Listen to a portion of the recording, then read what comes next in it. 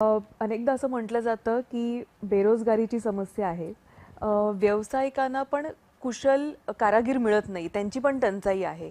तर ह्याचा जो मेळ आहे तो सरकार कसा घालतो आणि सरकारसमोर ते कसं चॅलेंज आहे की हे मागणी तसा पुरवठा असं करून देणं? हां, वृषालीताई, आपण चांगला क्वेश्चन विचारला. यावेळी आपण आज सुरुवात केली आहे. आपण प्रत्येक ITIमध्ये कोर्सेस चेंज केला. अच्छा. आता जुने जे कोर्सेस आहेत ते सोडून जे पॉप्युलर कोर्सेस जे लोकल रिक्वायरमेंट आहे ते कोर्सेस सुरू केला आहे. सर्व प्रत्येक 417 ITIमध्ये आपण IMC तयार केली आहे, मॅनेजमेंट कमिटी.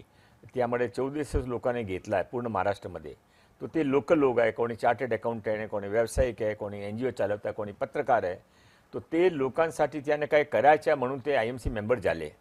आता ते लोकल रिक्वायरमेंटचे अनुरूप ते कोर्स शोधत आहे, टीचर पण शोधत आहे. आम्ही त्यांना मशिनरी प्रोव्हाइड करतो.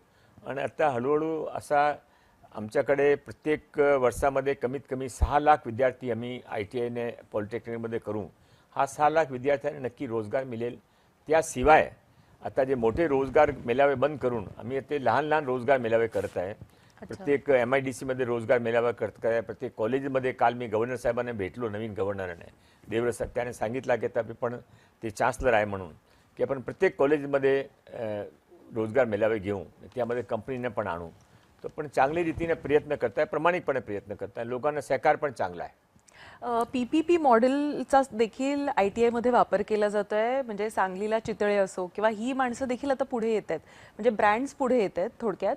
आणि तुम्हाला असं वाटतं का की असे ब्रँड पुढे आल्यानं एक विश्वासार्हता वाढते लोकांमध्ये देखील एम्प्लॉयमेंट ह्या दृष्टीनं? तर ह्याचा कसा फायदा एम्प्लॉयमेंट जनरेट करण्यासाठी येत्या काळामध्ये होणार आहे आणि सरकारचा किती महत्त्वाचा भाग आहे? बरोबर आहे वैशालीताई, पण हा नक्की यामध्ये विश्वासार्हता वाढती बरोबर आहे आपलं ऑब्झर्वेशन. पण त्याशिवाय आमच्या म्हणणं असं आहे की प्रत्येक कंपनीने लोकांची गरज आहे. तुम्ही सांगितलं की लोकांचे मनुष्यबळ मिळत नाही, हा पण सत्य आहे. तर लोकांची गरज आहे. प्रत्येक कंपनीमध्ये एक HR डिपार्टमेंट आहे, त्याचं काम फक्त नवीन लोक शोधायचं आहे. तरी पण लोकांकडे नोकरी नाही. हा डिस्क्रिपन्सी काय आहे? तर आम्ही आता मेरिट ब्युरो सुरू केला, मॅच मेकिंग.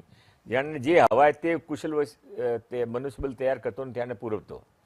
तो ITIचे जे PPP मॉडेल आहे त्या धर्तीवर आहे की जे लोकल मोठी कंपनी आहे किंवा ते लोकल कोई संस्था आहे त्याने ते PPP मॉडेलवर घ्यावा आणि लोकल कोर्सेस तयार करावा, लोकल टीचरना आणावा आणि लोकल रिक्वायरमेंटच्या हिसाबाने मुलं शिकून त्याने जॉब तिथेच मिळावा.